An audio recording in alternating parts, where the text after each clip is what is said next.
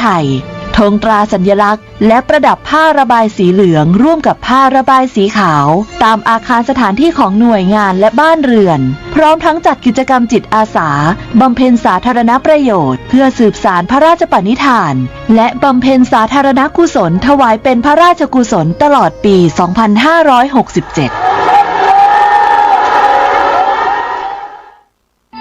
วัดบ้านเหล่าพระเจ้าตาเขียวตำบลบ้านเรือนอำเภอป่าซางจังหวัดลำพูนขอเชิญร่วมโครงการสร้างพระเจ้าตาเขียวจำลองเนื่องในโอกาสมหามงคลเฉลิมพระชนพรรษาพระบาทสมเด็จพระประเมนทรรามาธิบดีศรีสินธรมหาวชิราลงกรณ์พระวชิรเกล้าเจ้าอยู่หัวทรงเจริญพระชนมพรรษา6 รอบหรือ72 พรรษาในวันที่ 28 กรกฎาคม 2567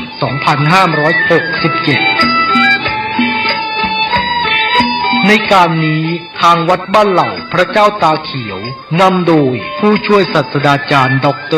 พระครูภาวนาโสภิตพระวิปัสสนาจารย์เจ้าอาวาสวัดบ้านเหล่าพระเจ้าตาเขียวมีดำริพร้อมกับคณะกรรมการและวัยยาวัจกรและญาติโยมที่มาอุปถัมภ์มีความประสงค์จะหล่อองค์จำลองพระเจ้าตาเขียวขึ้นเพื่อเฉลิมพระเกียรติในงานมหามงคลดังกล่าวนี้โดยองค์จำลองของพระเจ้าตาเขียวมีขนาดความกว้างของหน้าตัก9 ฟุต 6 นิ้วซึ่งกำหนดจะเททองหล่อในวันที่ 18 กรกฎาคม 2567 เวลา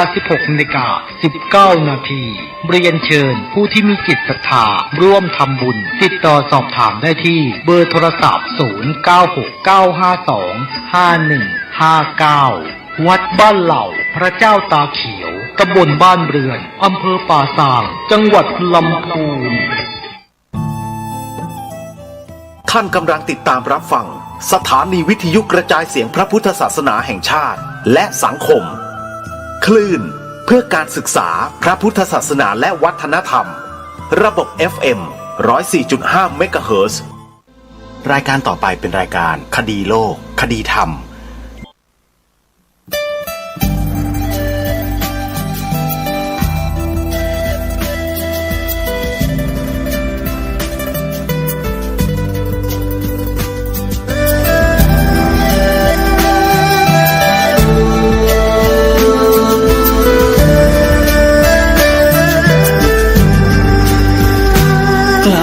คิดก็ต้องกล้าทำอย่ากลัวถ้าทำความดีเร่งศึกษาปัญหาให้ทันท่วงที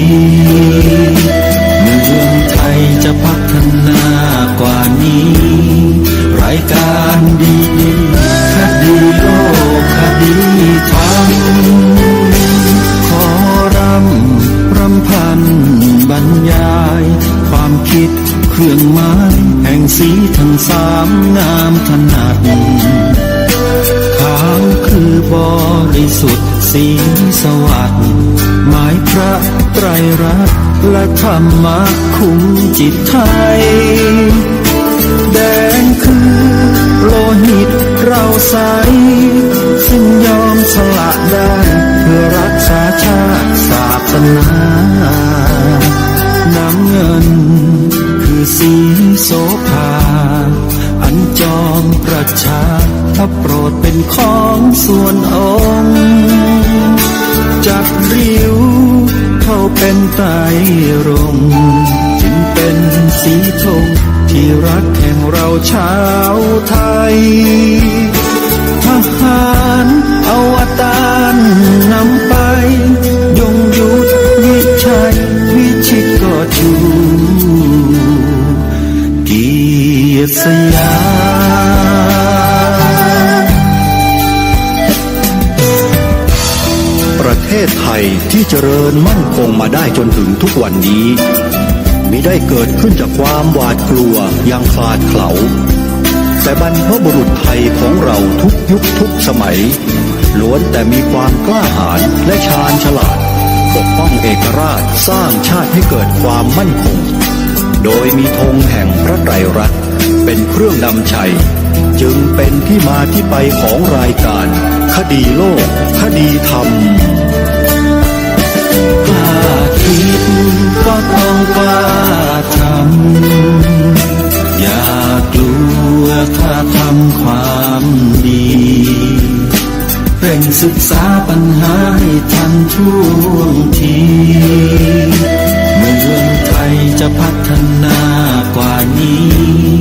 รายการดีๆคดีโลกคดีธรรมรายการดีๆคดีโลกคดีธรรม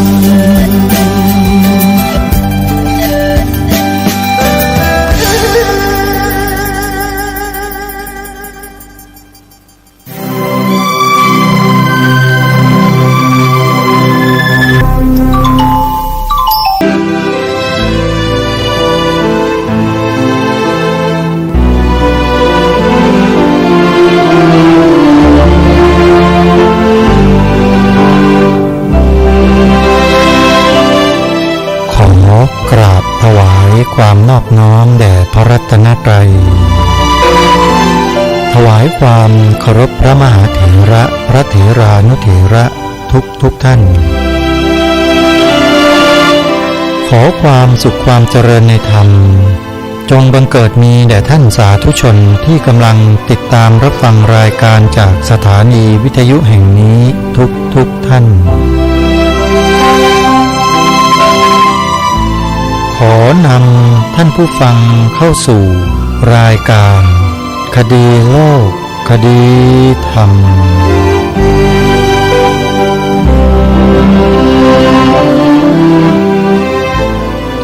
พบกันวันนี้วันขึ้น10 ค่ำเดือน 7วันนี้ตรงกับวันอาทิตย์ที่16 มิถุนายนพระพุทธศักราช2567รายการคดีโลกคดีธรรมมีให้ท่านผู้ฟังติดตามรับฟังกันเป็นประจำทุกวันทางสถานีวิทยุพระพุทธศาสนาแห่งชาติคลื่นต่างๆซึ่งปัจจุบันได้รวบรวมอยู่ในแอปพลิเคชันที่ชื่อว่าวิทยุพุทธศาสนาทั่วไทยจึงขอเรียนเชิญเจริญพรญาติโยมสาธุชนผู้ฟังทุกท่านใช้โทรศัพท์มือถือระบบ Android ดาวน์โหลดแอปพลิเคชันนี้ไว้ในโทรศัพท์เพื่อติดตามรับฟังรายการธรรมะสาระที่ดีๆจากสถานีวิทยุพระพุทธศาสนาแห่งชาติทั่วประเทศตลอด24 ชั่วโมงได้ที่นี่หนึ่งในนั้นก็คือรายการคดีโลกคดีธรรมสามารถรับฟังผ่านแอปพลิเคชันนี้ได้แล้วยังสามารถฟังย้อนหลังทาง YouTube ได้ด้วยโดยพิมพ์เข้าไปที่ช่องวัดฝายหินแล้วพิมพ์ต่อว่าคดีโลกคดีธรรมหรือ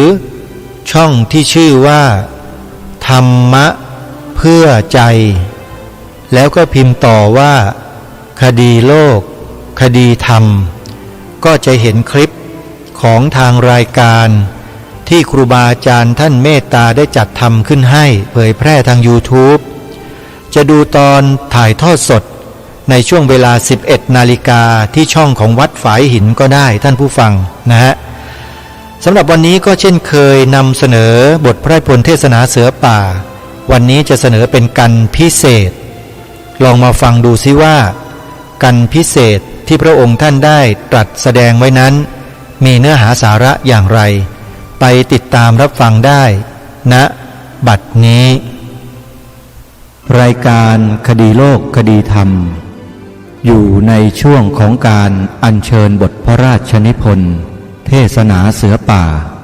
มานำเสนอต่อท่านผู้ฟังเป็นประจำทุกวันวันนี้เป็นการอัญเชิญบทพระราชนิพนธ์เทศนาเสือป่าในกันสุดท้ายมานำเสนอกันนี้เป็นกันพิเศษและเป็นกันที่จะต่อยอด ในการพูดคุยในรายการในเรื่องอื่นๆที่เกี่ยวเนื่องด้วยพระองค์ท่านต่อไปอีกหลายเรื่อง เพราะฉะนั้นหลังจากจบกันพิเศษก็จะมีการปรารภและพูดถึงในสิ่งที่เกี่ยวเนื่องด้วยพระองค์หลายๆประการไม่ว่าจะเป็นเรื่องราวที่เกี่ยวเนื่องกับเนื้อหา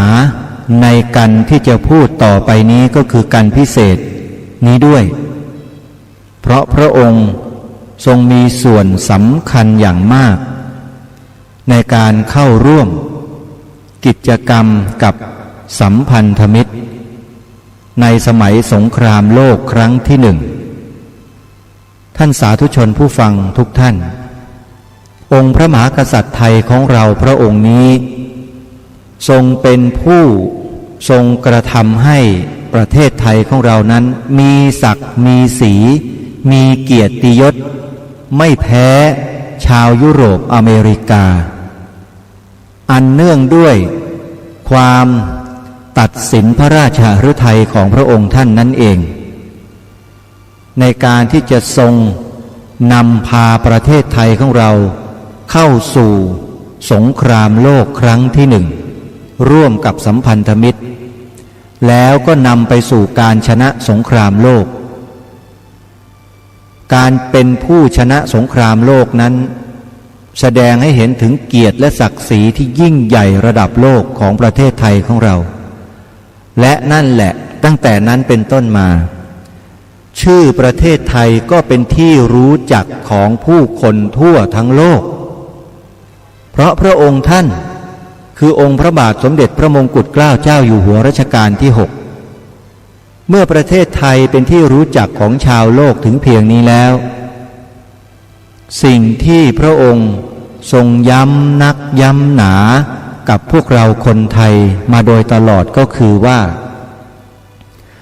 ในฐานะที่เราเป็นคนไทย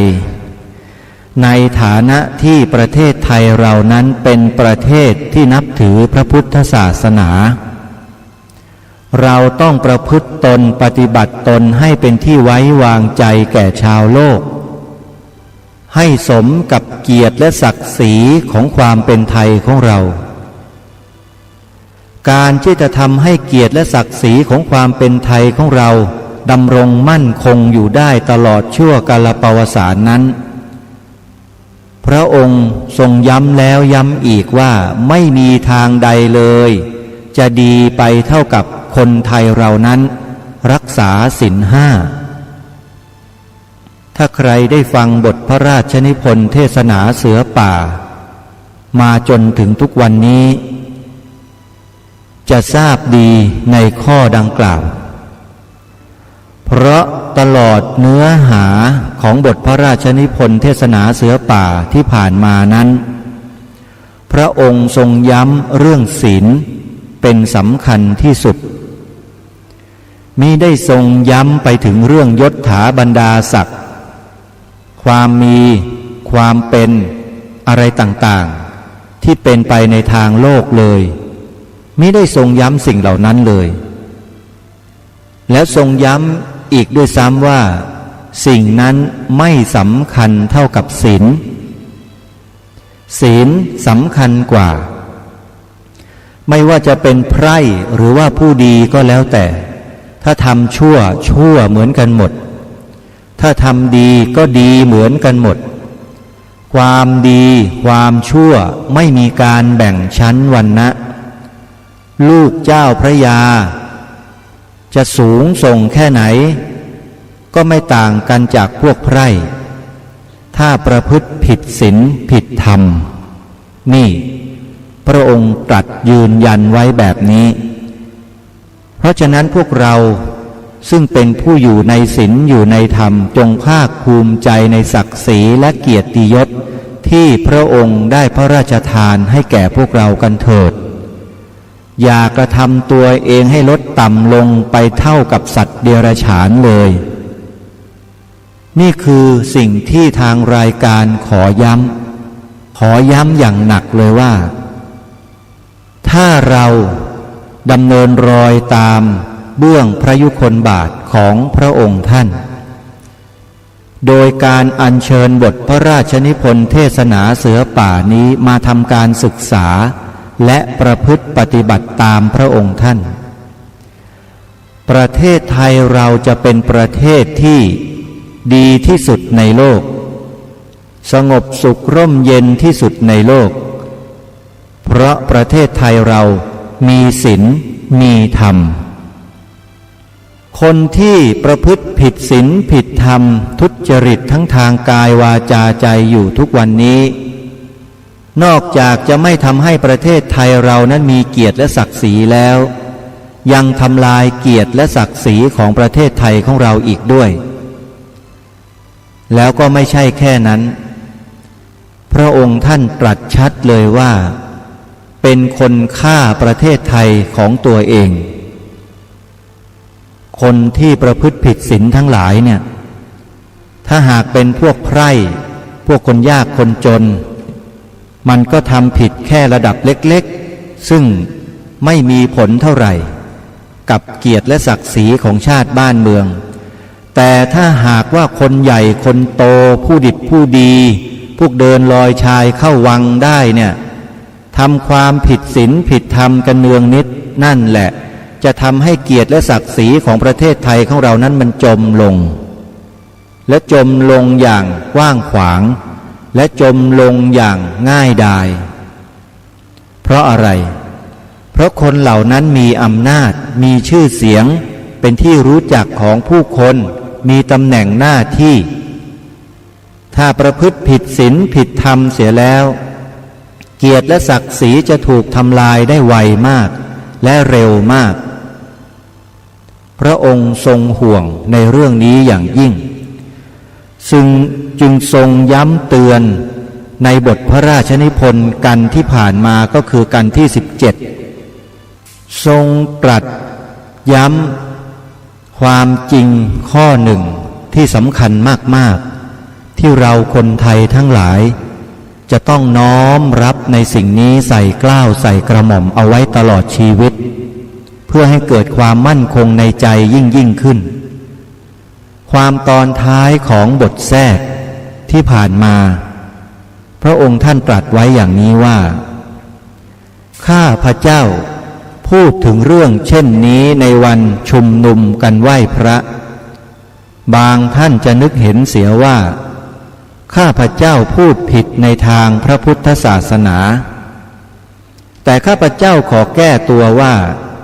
พระพุทธศาสนาก็ดีหรือศาสนาใดก็ดีที่ตั้งมั่นอยู่ได้ก็ด้วยความมั่นคงของผู้เลื่อมใสตั้งใจที่จะรักษาและข้าพเจ้าพูดทั้งนี้ก็เพื่อชักชวนท่านทั้งหลายอย่างเป็นเพื่อนไทยและเพื่อนพุทธศาสนิกชนด้วยกันทั้งนั้นเพื่อความมั่นคงแห่งพระพุทธศาสนาจึงเห็นได้ว่า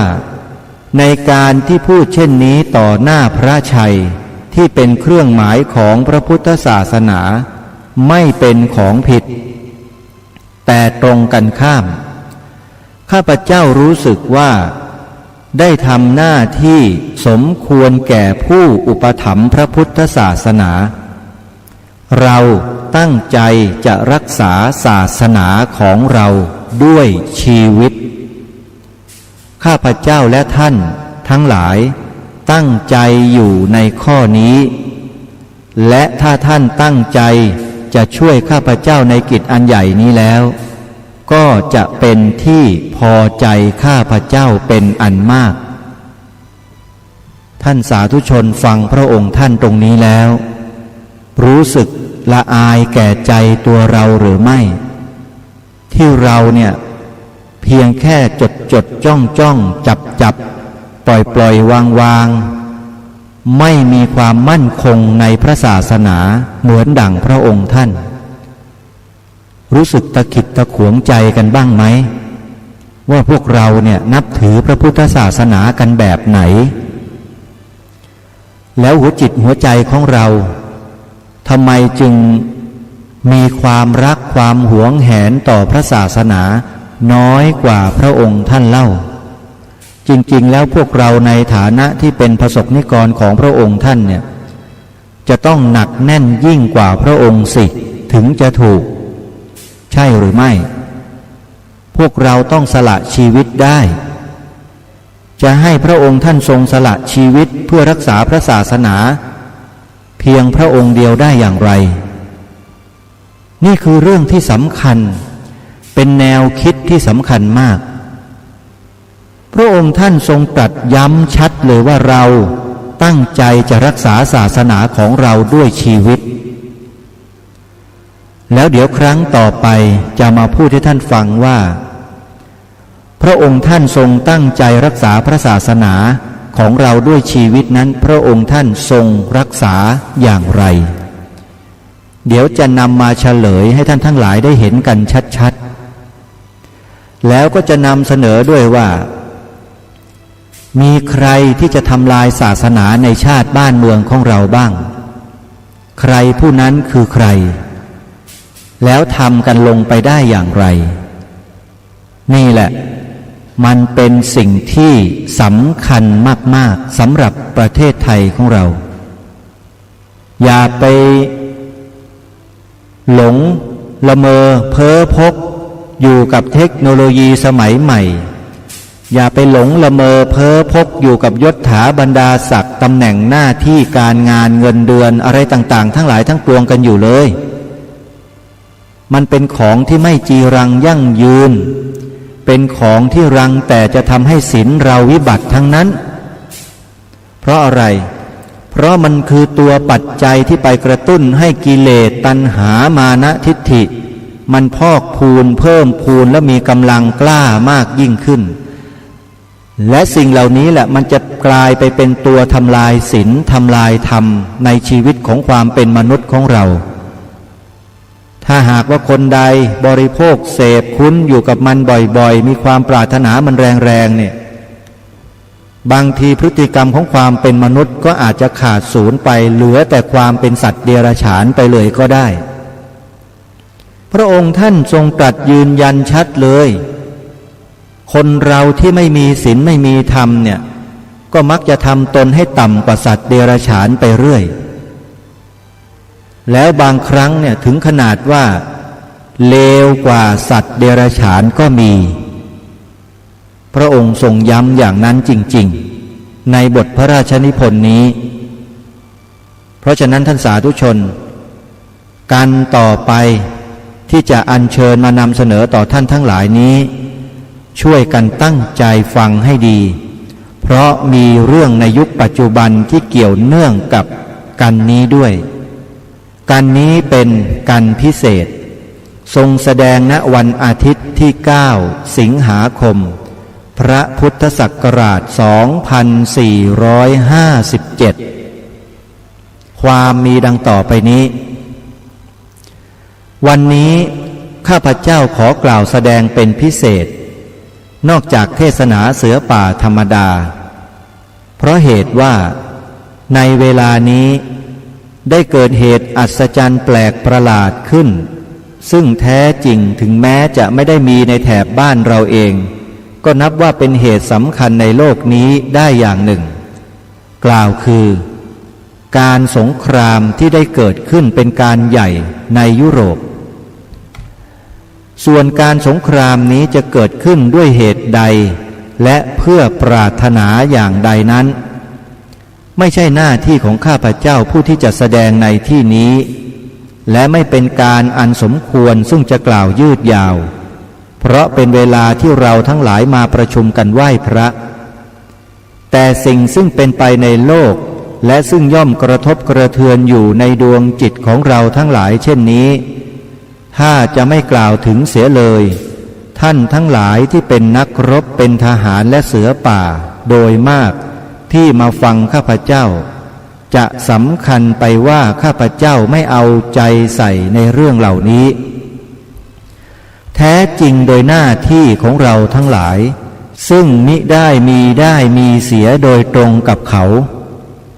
ด้วยต้องตั้งอยู่ในตำแหน่งผู้เป็นกลางจำเป็นโดยจะต้องรักษาความเป็นกลางอันนี้ให้มั่นคง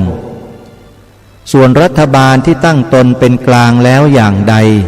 ไม่จำเป็นจะต้องกล่าวเพราะเหตุว่าในไม่ช้าก็คงจะได้อ่านประกาศทางราชการไม่จำเป็นต้องแสดงให้ยืดยาวต่อไปส่วนท่านทั้งหลายที่เป็นประสบนิกรของกรุงสยามและซึ่งเป็นผู้เลื่อมใสในพระพุทธศาสนาสมควรจะตั้งตนไว้อย่างไรข้อนี้เป็นข้อควรเตือนกันอยู่บ้างข้อหนึ่งจะกล่าวถึงการที่เราเป็นคนไทยแท้จริงการที่ยุโรปรบกันหลายประเทศเช่นนี้เราผู้เป็นไทยไม่มีสาเหตุเกี่ยวข้องอย่างหนึ่งอย่างใดเลยเราไม่ได้พลอยมีส่วนได้ส่วนเสียกับเขาด้วยเพราะฉะนั้นใจของเราทั้งหลายควรตั้งไว้เป็นกลางควรตั้งไว้ในที่ซึ่งเรียกตามภาษาวัดว่าอุเบกขาไม่ยินดีในความชนะหรือความแพ้ของผู้หนึ่งผู้ใดไม่ยินร้ายในความแพ้และความชนะทั้งสองฝ่ายการแสดงความยินดียินร้ายเป็นของให้โทษได้ทั้งสองสถานคือถ้าแม้แสดงความยินดีต่อฝ่ายหนึ่งอีกฝ่ายหนึ่งก็ย่อมจะเป็นที่ไม่พอใจแสดงความยินร้ายกับฝ่ายหนึ่งอีกฝ่ายหนึ่งก็ย่อมจะเป็นที่ไม่พอใจเหมือนกันเพราะฉะนั้นเมื่อเป็นกลางแท้แล้วต้องไม่แสดงทั้งสองสถานเป็นดีข้อนี้ที่กล่าวมาแล้วเป็นวจีกรรมเป็นคำพูดใจความที่ข้าพเจ้ากล่าวนั้นคือหน้าที่ของคนไทยอย่าพูดมากเป็นดีในส่วนการรบนี้ถ้าเรายิ่งแสดงมากยิ่งพูดมากก็ยิ่งถอนยากคำพูดออกไปแล้วหลายคำจะกลับคืนยากถ้าพูดน้อยก็เอากลับคืนง่ายถ้าไม่ได้ปล่อยออกไปเลยเป็นง่ายที่สุดนี่เป็นความประพฤติสำหรับประสบนิกรไทยจะเป็นทหารก็ตามพลเรือนก็ตามความประพฤติอันนี้สมควรทั้งสองพวกส่วนในตำแหน่งของเราทั้งหลายที่เป็นผู้ถือพระพุทธศาสนาการสงครามพระพุทธเจ้าของเรามิได้ทรงห้ามปรามแต่ต้องเข้าใจว่าสงครามซึ่งจำเป็นจะต้องกระทำเพื่อรักษาความเป็นไทยของชาติเพื่อรักษาตัวป้องกันศัตรูภายนอกย่ำยีเป็นของที่สมควรจะทำได้แต่ส่วนที่ผู้อื่นเขาทำสงครามกันเขาฆ่ากันฟันกันชีวิตมนุษย์ต้องสูญไปร่างกายต้องเจ็บป่วยเช่นนี้เป็นหน้าที่ของเราผู้ถือพระพุทธศาสนาต้องตั้งอยู่มั่นคงในเมตตาเราทั้งหลายมีหน้าที่ต้องนึกถึงผู้อื่นที่ต้องเสียชีวิตต้องถูกเจ็บใจการสงครามไม่ว่าฝ่ายใดฝ่ายหนึ่งอีกสถานหนึ่งการทำสงครามไม่ใช่เป็นทุกข์หรือเจ็บแต่เฉพาะผู้ที่ทำฝ่ายเดียวทหารซึ่งไปรบ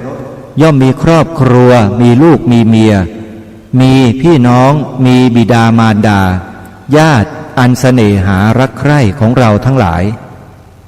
และเมื่อทหารผู้ไปทำสงครามต้องไปเสียชีวิตลงเช่นนี้เป็นที่น่าสงสารแก่บรรดาผู้ที่เป็นญาติและผู้ที่เป็นครอบครัวลูกเมียมิตรสหายของเขาทั้งหลายซึ่งได้รับความทุกข์เช่นนี้เป็นอย่างยิ่ง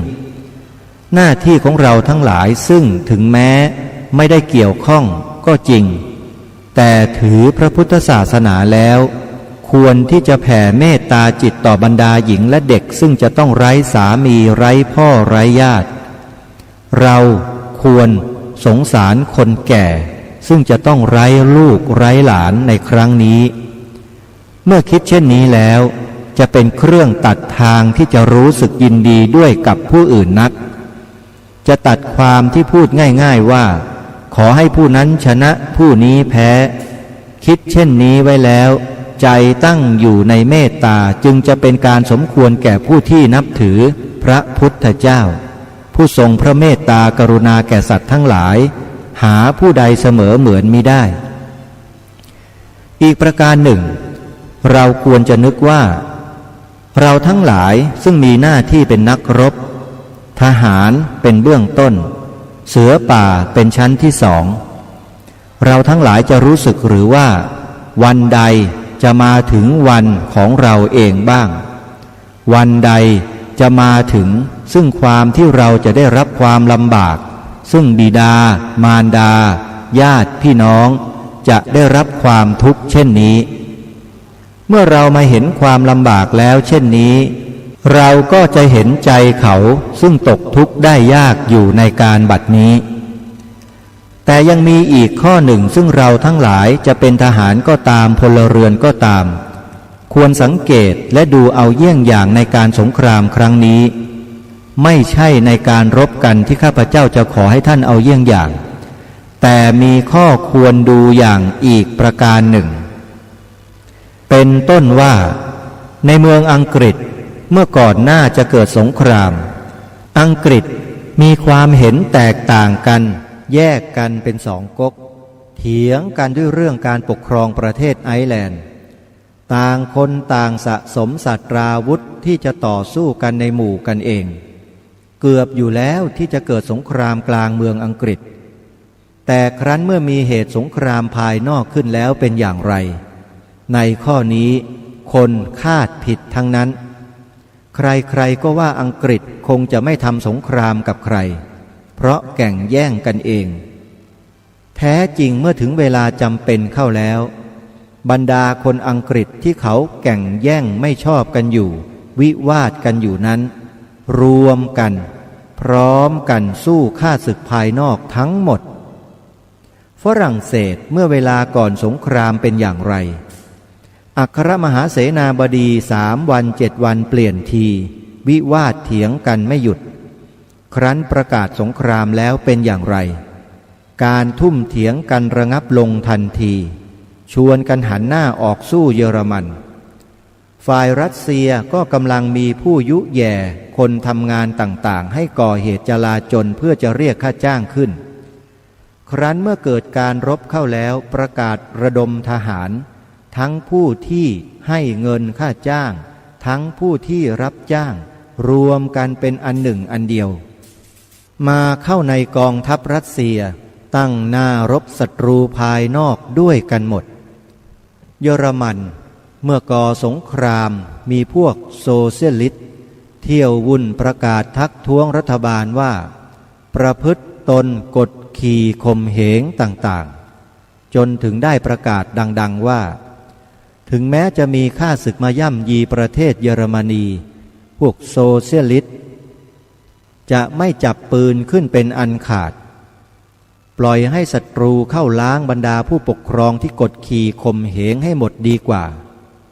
คำพูดนี้จริงหรือไม่จริงเลยทีเดียวครั้นถึงเวลารบกันเข้าแล้วพวกโซเชียลิสต์เป็นพวกแรกที่สมัครเข้าเป็นทหารข้อนี้เราทั้งหลายที่เป็นคนไทยจงตรวจดูในดวงจิตของเราทีหรือว่าเมื่อมีเหตุสำคัญเช่นนี้แล้วเราจะทำอย่างเขาได้บ้างหรือไม่เราในเวลานี้จะรักคนนี้ชังคนโน้นก็ตามความเห็นของเราบางทีจะไม่ตรงกันทั้งหมดก็ตามจะเป็นอย่างไรก็ตามแต่ถ้าเมื่อมีศัตรูภายนอกจะมาย่ำยีเมืองเราทั้งหลายพร้อมใจหรือว่า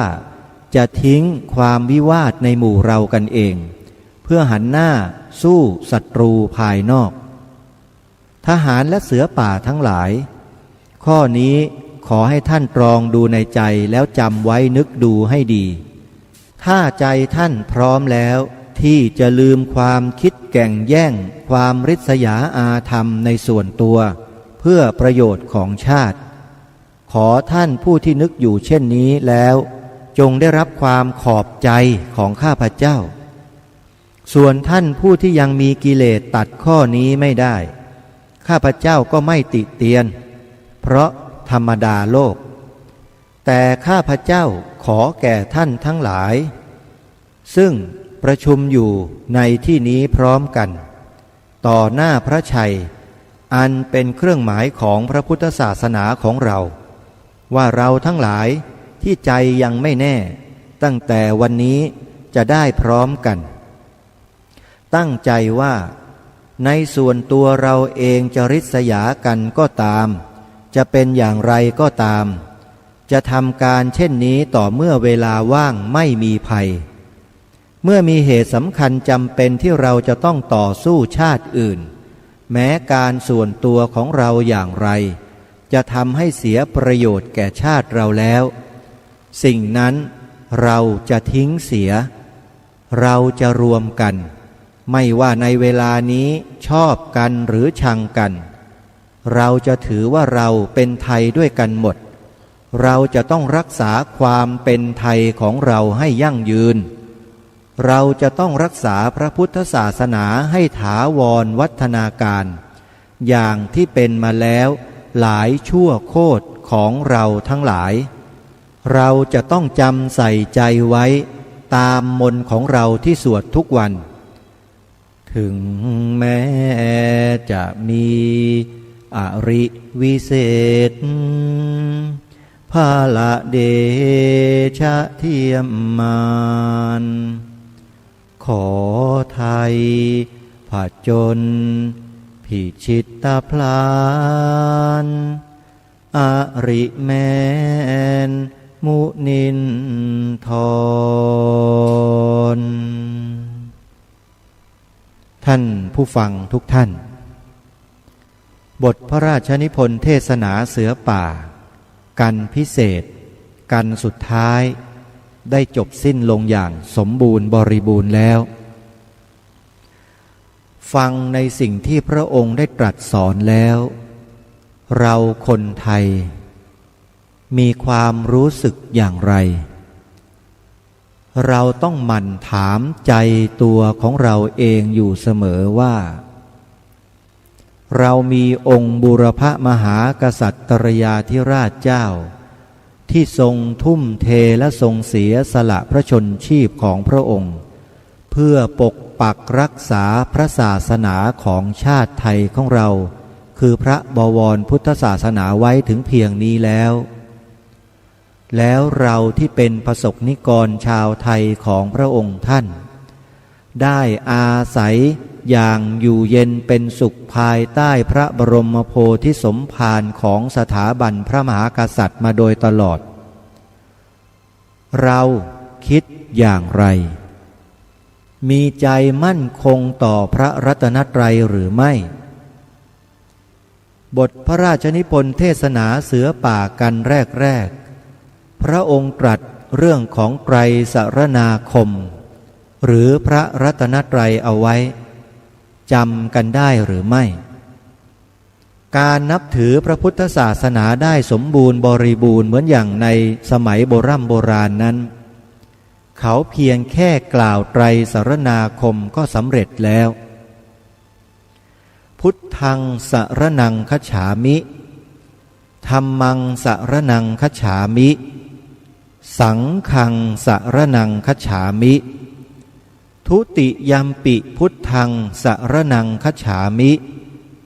ทุติยัมปิธัมมังสรณังคัจฉามิทุติยัมปิสังฆังสรณังคัจฉามิตติยัมปิพุทธังสรณังคัจฉามิตติยัมปิธัมมังสรณังคัจฉามิตติยัมปิสังฆังสรณังคัจฉามิเราทุกคนได้ฟังมาแล้วเราทุกคนสามารถที่จะท่องได้กล่าวได้ไตรสรณาคมที่กล่าวให้ฟังเมื่อสักครู่พุทธังสรณังคัจฉามิธัมมังสรณังคัจฉามิสังฆังสรณังคัจฉามิเป็นต้นเรากล่าวได้กันทั้งนั้นแต่ถามว่าเราเข้าถึงกันบ้างหรือไม่เข้าถึงพระรัตนตรัยอย่างแท้จริงอันนี้แหละที่พระองค์ทรงเป็นห่วงมากจึงทรงย้ำในบทต่อมาว่าเราอ่อนหัดกันมากเกี่ยวกับความรู้เรื่องของศาสนาตัวเองคนไทยส่วนใหญ่นับถือพระพุทธศาสนาก็จริง แต่จะหาคนที่รู้พระศาสนาอย่างท่องแท้หายากเหลือเกินแต่ถึงกระนั้นก็ตามท่านสาธุชนไม่ต้องกังวลพระองค์ท่านทรงตรัสมาในบทต่อๆมาในกันต่อๆมาว่าถึงแม้ว่าเราจะไม่สามารถจะเข้าถึงอย่างถึงที่สุดได้อย่างน้อยๆข้อประพฤติปฏิบัติความสุจริตทางกายวาจาใจเพียงเท่านี้ก็ถือว่าเราได้นับถือพระพุทธศาสนาโดยสมบูรณ์เช่นเดียวกันเพราะฉะนั้นใครที่กล่าวหาว่าคนไทยเรานับถือพระพุทธศาสนาแล้ว90กว่า%จะมีผู้เข้าถึงพระศาสนาอย่างแท้จริงกี่%นั้นคำถามนี้เพื่อตีรวนพวกเรานั้นถือว่าตกไปไม่มีความหมายเพราะถึงแม้ว่าเราจะกล่าวไตรสรณคม3 ครั้งครบทุติยัมปิตาติยัมปิพระองค์ท่านก็ทรงยืนยันว่านั่นแหละเราก็ถือพระพุทธศาสนาแล้วนี่ลองดูสิคนต่างศาสนาลองมากล่าวดูสิถ้าหากคิดว่าการกล่าวไตรสรณคมไม่สำคัญลองมานั่งกล่าวออกทีวีออกวิทยุให้ดูหน่อยเขาก็ไม่กล้าทำใช่ไหมฮะเพราะการกล่าวพุทธังสรณังคัจฉามิธัมมังสรณังคัจฉามิสังฆังสรณังคัจฉามินั่นคือการประกาศตนเองยอมรับนับถือพระพุทธพระธรรมพระสงฆ์สำเร็จเป็นพุทธศาสนิกชนเรียบร้อยเลยเพราะฉะนั้นท่านอย่าคิดว่าการท่องบนกล่าวไตรสรณคมนี้เหมือนกับการท่องเป็นนกแก้วนกขุนทองพูดไม่ได้คำนี้พูดไม่ได้เลยเพราะฉะนั้นท่านสาธุชนเราไปรับศีลกับพระคุณเจ้าตามงานบวชงานศพงานอะไรก็แล้วแต่ทำบุญขึ้นบ้านพระคุณเจ้าก็จะให้เราเนี่ยรับศีลกันก่อนทุกครั้งใช่ไหมก่อนจะรับศีลก่อนจะอาราธนาศีลพระคุณเจ้าก็จะให้เราเนี่ยกล่าวตามท่านในข้อที่สำคัญก็คือกล่าวให้เราเนี่ยถึงซึ่งพระไตรสรณคมให้ครบก่อนก็คือพุทธังสรณังคัจฉามิธัมมังสรณังคัจฉามิสังฆังสรณังคัจฉามินั่นเองเพราะฉะนั้นคนไทยนับถือพระพุทธศาสนา 94.75% ก็ 94.75% ไม่มีขาดหายไปไหนโดยเฉพาะขาดหายไปโดยคำพูดของผู้ไม่หวังดีตีรวนอยู่ตลอดถ้าหากว่าการกล่าวไตรสรณคมไม่สำคัญจริงคนต่างศาสนาลองมากล่าวออกวิทยุออกโทรทัศน์และประกาศให้ทราบหน่อยสิกล้าไหมเล่าก็ไม่กล้าเห็นไหมล่ะเพราะฉะนั้นจึงเป็นสิ่งที่สำคัญไงต่อไปนี้ใครจะกล่าวว่าเราไม่ใช่ชาวพุทธที่สมบูรณ์ก็อย่าไปฟังนะท่านสาธุชนเราได้กล่าวไตรสรณคมกันแล้วทุกคนถือว่าเราคือชาวพุทธสมบูรณ์แล้วส่วนการประพฤติปฏิบัติให้เข้าถึงการจะศึกษาให้ละเอียดลึกซึ้งอันนี้ก็เป็นสิทธิส่วนบุคคลของแต่ละท่านใครมีความสามารถใครมีความเพียรพยายามมากน้อยเพียงใดก็ตามสะดวกเพราะศาสนาพุทธองค์สมเด็จพระสัมมาสัมพุทธเจ้ามิได้เอาดาบเอาปืนมาจ่อคอหอยจี้บังคับให้เรียนให้ปฏิบัติแต่ให้ทุกคนนั้นเกิดศรัทธาเกิดปัญญาขึ้นได้ด้วยธรรมชาติของตนเองและในโลกนี้หาศาสนาไหนที่จะมีการให้สิทธิเสรีภาพอย่างสมบูรณ์แบบเหมือนกับพระพุทธศาสนาคุณอย่าไปหาเลยในโลกนี้ไม่มีด้วยเหตุนี้เอง